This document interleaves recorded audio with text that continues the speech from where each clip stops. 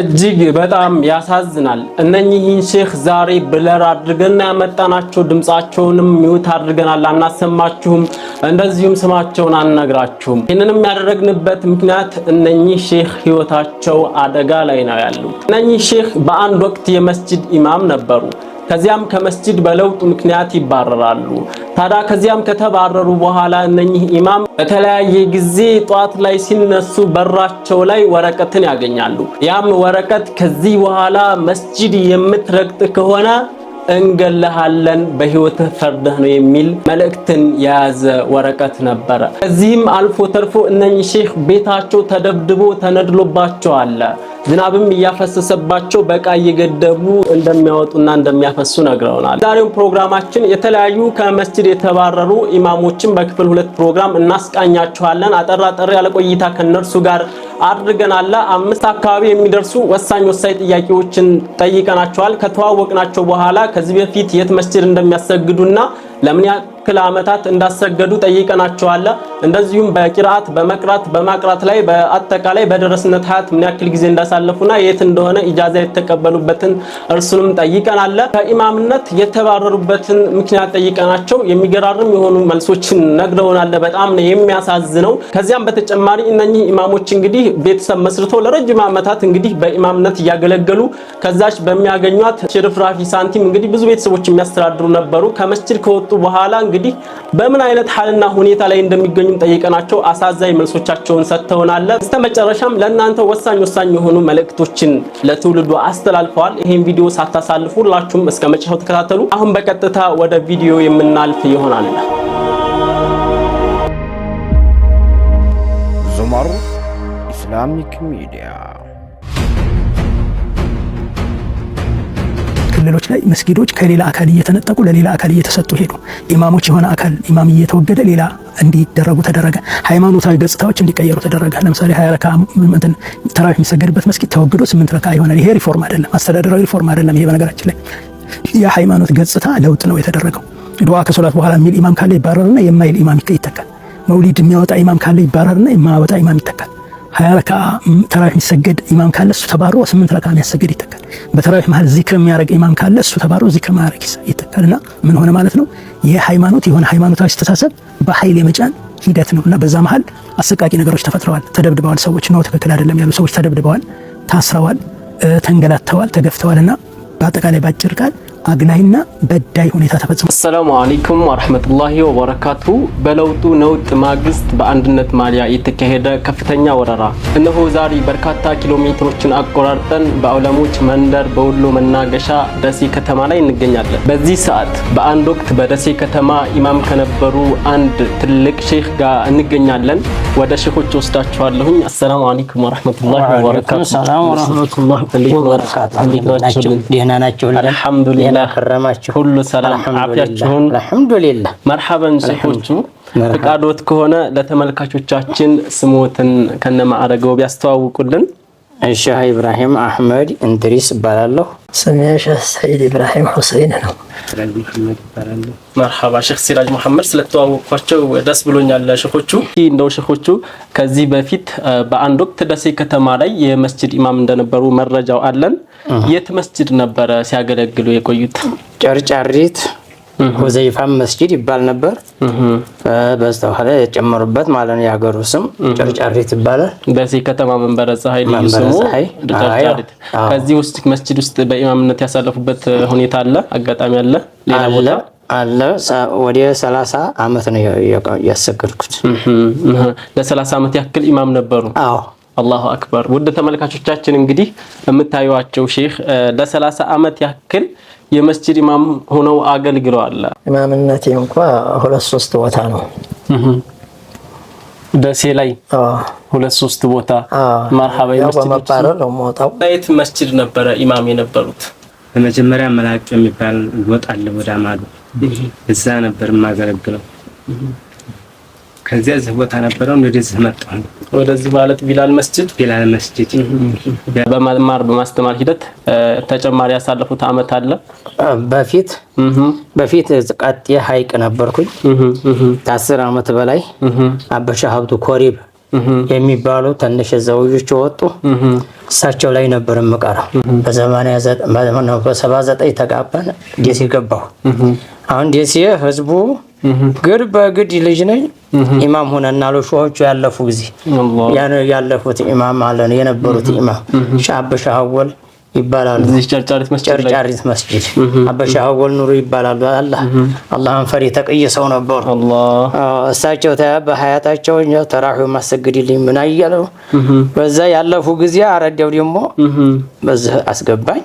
ተስማምተን ስንኖር ዱዓም እያደረግን ዲዕዋም እያደረግን እየቀራሁም እና በሸጃማ ላይ አበሻ አብደላ ቦረኔ ላይ እየቀራሁኝ ነሻ አብደላ ቦረኔ ናቸው ሸዲያውዶ ናቸው እዚህ ኢማም እንዲሆን ያደረጉኝ መተው ራሳቸው አበሻወል ቦረኔ ማናቸው ሻህ አብደላ ቦረኔ አበሻወል ሱሩር እሳቸው ናቸው። አሁን ፍቃዱን የሰጡኝ ማለት ነው። ኢጃዛ የሰጡት ኢጃዛ የሰጡኝ ይሄን ሊሰተናችኋል ብለው ለህዝቡ ሱብሃንአላህ። ቁርአን እንደው አሪፍ የቀራሁት አሬራ ነው መጅሊስ ማዲው መጅሊስ ማራት አሬራ ይባላል። መጅሊስ እዚህ ቀሚት ቆላ አጠገባለች እኮ መጅሊስ ሾዎች ወታላ አይደለም እሱ ማዲው አሬራ ይባላል። ወዲ አንቻሮ መልስ ወዲ አንቻሮ መልስ እዛው መጅሊስ ጋር ማዲውና ማዲው ነው እዛ ነው። አሊፍ ብዬ ቁርአን የቀራሁት አሊፍ ብዬ ካትቤ አክተም ያለው ልጅ በሉ ሱብሃንአላህ በሉ አክተም ያለው እንገራችሁ ካትቤ ነው ያከተምኩት። በመድ የሚጻፈው በመድ መድ ያወካን የሚገርማችሁ ያን ይሄ ሙስሐፉ ምናምን ጦባ አይደለም ትልቅ ለውሐ አለ ያንን ይዘን እዛ ጽፌ እየጣፍኩ ነው ያከተምኩት። ሱብሃንአላህ ልጅ ላይ ብዙም አይደለው አንዴ ይሄን ቀለም እያበጀን አይደለም ሸምበቆ ያን ሳበች በይህ ገብቶ ይችን እንደው ቁንቁላሏን ውልቅ አረጋት ይችን ሳበች እንዲስበቃት እንደው ዘው ፍስስ አረገኝ። በቃ ደሙ ሲሄድ ሰውነቴ አፈሰሰኝ። ይችን እንደው ውልቅ አረጋት አስሬ ይችን ጣቴን ከተብኩኝ። የልፋታችን ተተጀመረ ማለት ነው። ራርሽ ዛውዮች ቸርኩኝ ለፊቃ ዛውዮች ቸርኩ ዛውዮች 4 አመት ተቀምኩኝ። ዛን ቀራን ምንሃ ጨረስ ጡላብ ጨረስንና ሰሪቃ ሰደቅ አርድቡ ሄር الزهر እዚህ መስጂድ መራህ ቀራንና ራብ ነው ስንት በሽታ አለ በትል ቁንጭ አለ ሙጀል ያለ ራብ አለ። እዛ ስንሄድ እዚህ ላይ ወጣችበት ደረሰውን ሙጀሊቱ ሱብሃንአላህ ጅም አልቆየሁኝ ላልፍያ ይሲር አልኩኝ። ሼክ መሐመድ አሚን ሼክ ሾቾ ዘመን አለፉት ሳቸው ዛር ወጣሁኝ። ፈትል ጀዋድ አጠናቀቁ ፈትህ الوهاب አጠናቀቁ። አሁን ታይሁ መጥቼ አምና አጠናቀቁት። ዳው በጣም ወጥ የሚፈጅ ነው። ለ2 አመት 3 ወር ሲቀር ሁለቱን ኪታብ 5 አመት ይፈጃል። ሁለቱ እኔ ለ2 አመት 3 ወር ሲቀር አጠናቀቁት። ሱብሃንአላህ አንዴ 30 አመት የበለጠ ፈጃለሁ ሰፈር ላይ እንደው በመቅራት ላይ ነው በመቅራት ብዬ 30 አመት ሁሉንም አጠቃላይ እየቀራሁ መቀራለሁ እንደ 30 አመት እንያዘው ሁሉንም ቀራነው ቀራዱ ይፋሻል ሳኔ ቀራነው ሸኾቹ አሁን ላይ ግን እዚህ መስጂድ ላይ እንደማታሰግዱና ተገላችሁ እንዳላችሁ ከመስጂዱ አሁንም መረጃው አለን። ለምንድን ነው ይሄ ሆነው? ይሄን ያክል ለረጅም አመት ካሰገዱበት መስጂድ በእነኚህ በመሳሰሉ ሼኾች ኢጃዛ ተሰጥቷችሁ ያውም ለምንድን ነው እንዲህ ተገላችሁ እንዳታሰግዱ ተደርጋችሁ ያለበት ሁኔታ? አህባሽ ናቸው አዲስ አበባ እና ሀጂ ሳሚር ጋር ሂደን ተመረን መጣን። ማን ነው ሱራቱል ሙስተቂም በመጋፉን ያስተማርነው። ሱራቱል ሙስተቂም አቂደቱል ሙርሺዲያን በመጋፉን ነው ፍርድ ያስተማርናት። አሁን በዚህ የተነሳ አቂዳችን አንድ አይደለም አሉ። በአቂዳ አንድ ያልሆንም አሉ። በቃ እንግዲህ ተኋላ እየተለዩም መስገድ ተጀመረ። እንደገና በኋላ እየበረከተ መጣ። መጨረሻ ላይ ተቧንቧ ተሰኞ ገበያ ታሙ ጋር በቃ እንግዲህ ማናቀው ጧት ጀምሮ ተሰበሰበ። እዚህ ዙህር ብንሄድ መስጂዷ ሙልት ብላለች። ተዘዋዲያ ብቻ ጉዳት የደረሰብን ነገር የለም። ፖሊሱም ሁሉም ቀርቧል፣ ከቧል። ህዝቡም ያው ተውጭ መጣው ከቧል። በቃ አታሰግድም ብለው ከለከሉኝ። ወጣሁ። ይሄ አሁን ያላችሁት የተባረራችሁበት ምክንያት አህባሽ ምናምን ተብሎ ይሄ ፕሮፓጋንዳ እንጂ አዲስ ያመጣችሁት ነገር እንዳልሆነ ይታወቃል። አዲስ ያላመጣነው ነገር ሁሉም ገብቶታል። አንድም የተሞገር በስተቀር ማለት ነው። ህዝቡ አሁንም ብንገባለት የሚወድ ቀድር ነው የህዝቡ ሁኔታ ማለት ነው። ህዝቡ ተቀብሎታል።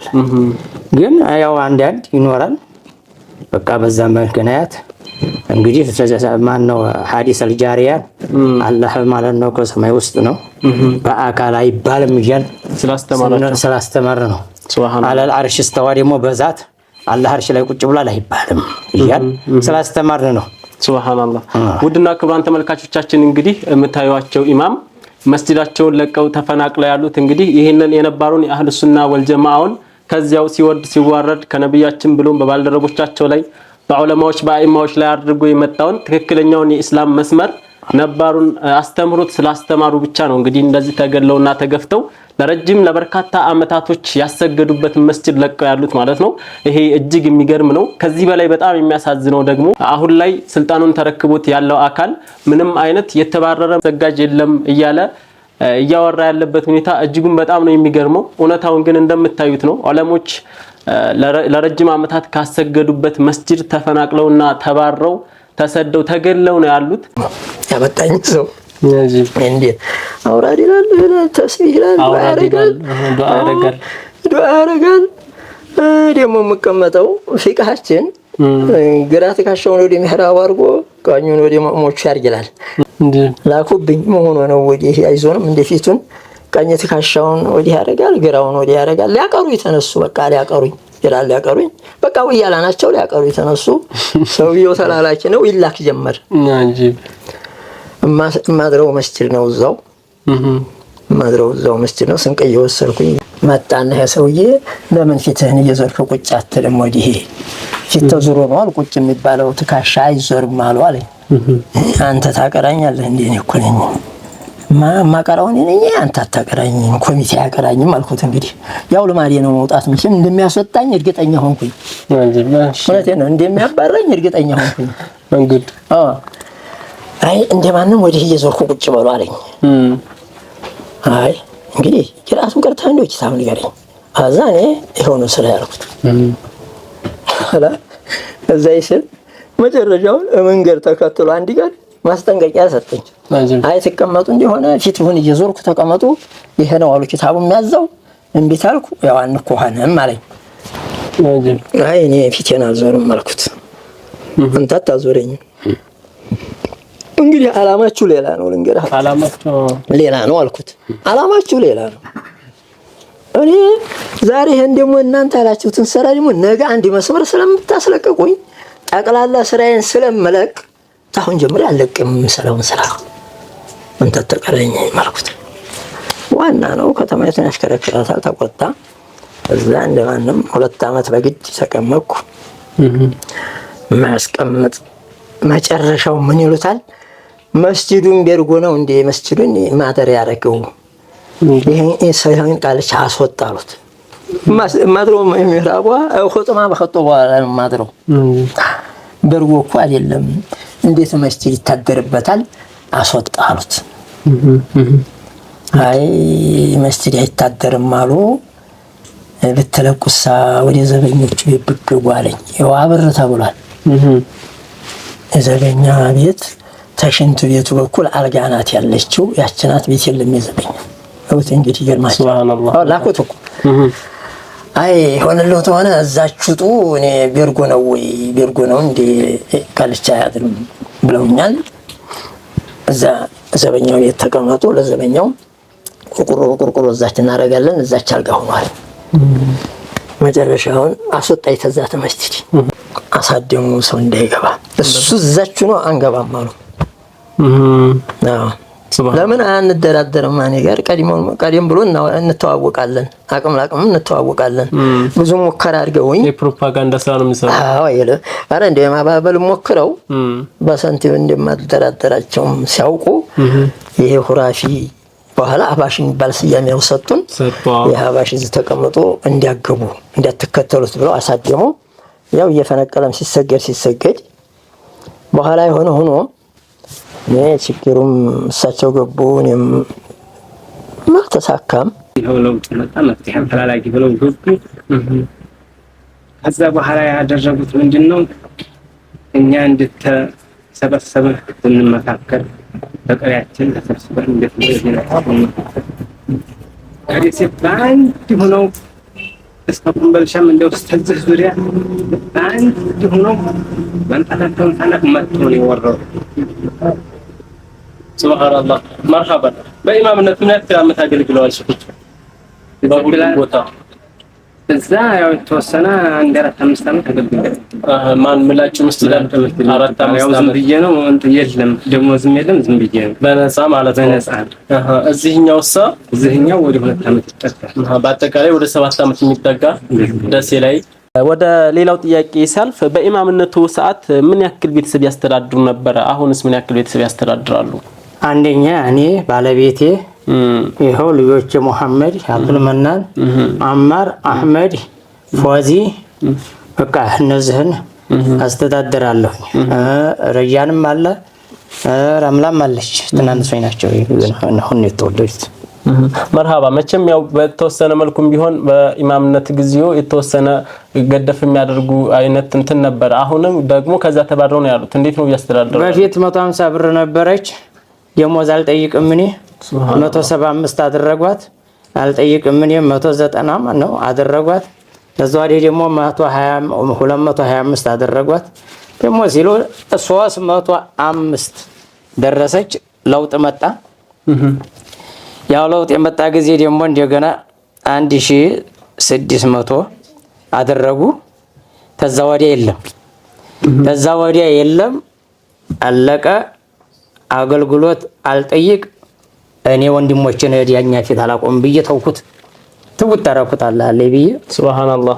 እና ለዛ አገልግሎት ማቀበል እችል ነበር። አሁን እንዴት ነው አሁን ቤተሰብ እያስተዳደሩ ያሉት? ምንም የለም፣ ደሞዝ የለኝም።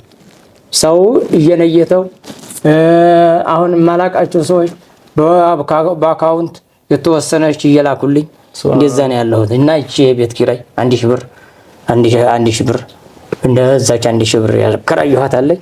በዚሁ በአላህ ረህመት ነው በቃ ያለ ነው። አገልግሎት የለም፣ ምንም የለም። ሁኔታው እንደዚህ ነው አንሆ ብቻ ምን ልበላችሁ፣ እነኚህ የምትመለከቷቸው ኢማም ከንግግራቸው በበለጠ ሐላቸው፣ ሁኔታቸው ያሉበትን ነባራዊ ሁኔታ ፍንትው አድርጎ ያስረዳል። እንደሰማችሁት አንድ መስጂድ ላይ በነፃ ሲያገለግሉ ነበረ። ከዚያም ወደ መጨረሻ ላይ በሚያሰግዱበት መስጂድ የ400 ብር ደሞዝተኛ እንደነበሩ ነግረውናል። ይህ የሆነው የዛሬ 10፣ 20፣ 30 ዓመት አይደለም።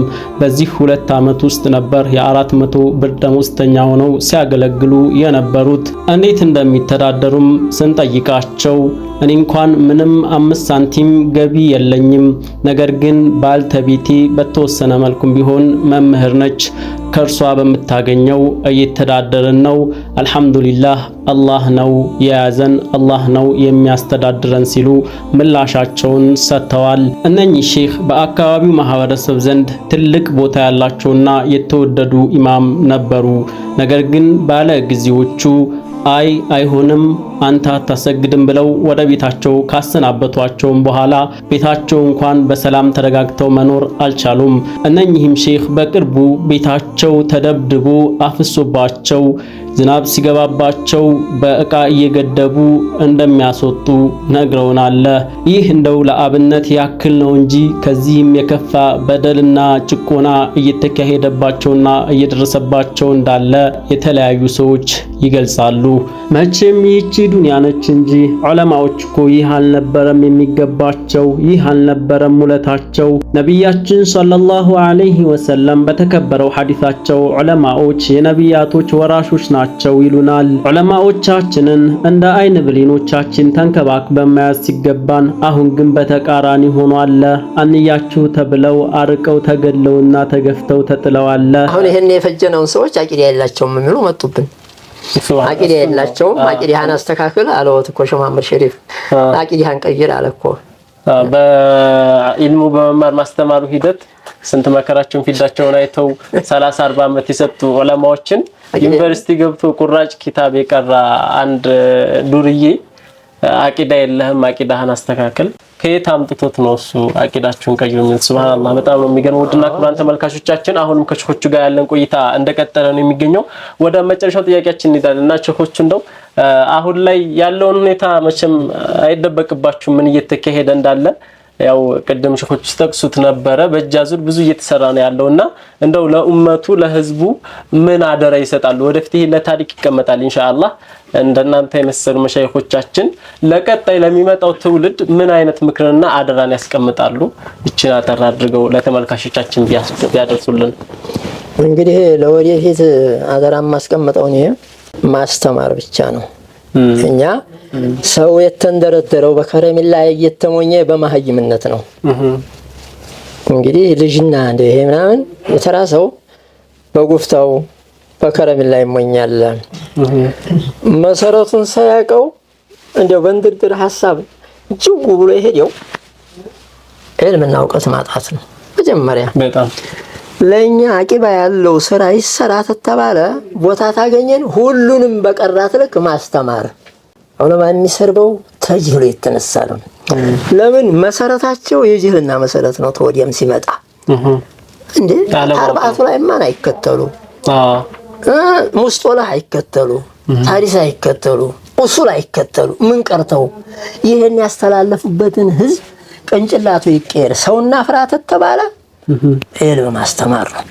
እኔ ያለኝ ነችም እንግዲህ እንዴ አንተተን ተሳት ይውጣት ተባለ ሴት ወንዱን ቢያንስ ቀስ ብሎ መጀመሪያ የሰው ግንባታ ይቀርማል። አዎ የሰው ግንባታ ይቀርማል። ታውታ ተገነባ በኋላ ወደሚቀጥለው መስመር ይከዳል። ፈዕለም አነሁ ላ ኢላሃ ኢላላህ ቁርአን ላይ ሱረቱ ሙሐመድ ፈዕለም ያለው ነው ያስቀደመው።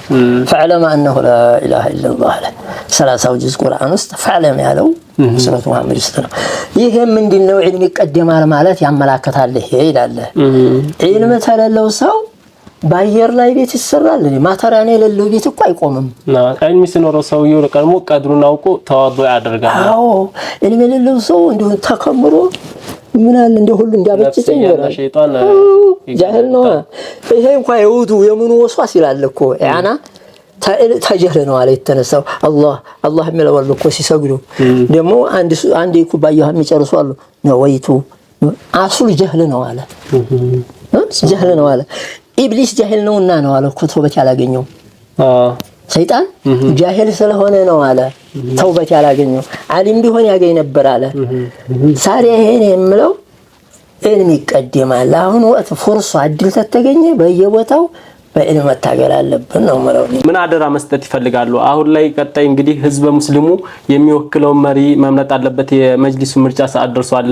እንግዲህ ሁላ ግፍና በደል መከራ በዑለሞቻችን ላይ ወሎ ላይ ነው የምንገኘው እየተፈራረቀባቸው ያለው። ክቡራትና ክቡራን ተመልካቾቻችን እንግዲህ በቅርቡ ወደ ስልጣን የመጣው የለውጡ መጅሊስ ወይም የተሐድሶ መጅሊስ እያሳደረ ባለው በሱ ተወካዮች ነው ይሄ ሁላ እየደረሰ ያለውና በቅርቡ ደግሞ ሙስሊሙ ማህበረሰብ የሚወክለው ምርጫ ለመምረጥ እንግዲህ ጊዜው እየተቃረበ ነው ያለውና ከዚህ ጋር በተያያዘ ሼኻችን የምትሉት ወይ የምታስተላልፉት አደራ ይሄ ድን ጉዳይ ነው። መስዋዕት የሚከፈልለት ነው። ዝም ብሎኛ ጋር በዚህ መልኩ አልመጣም።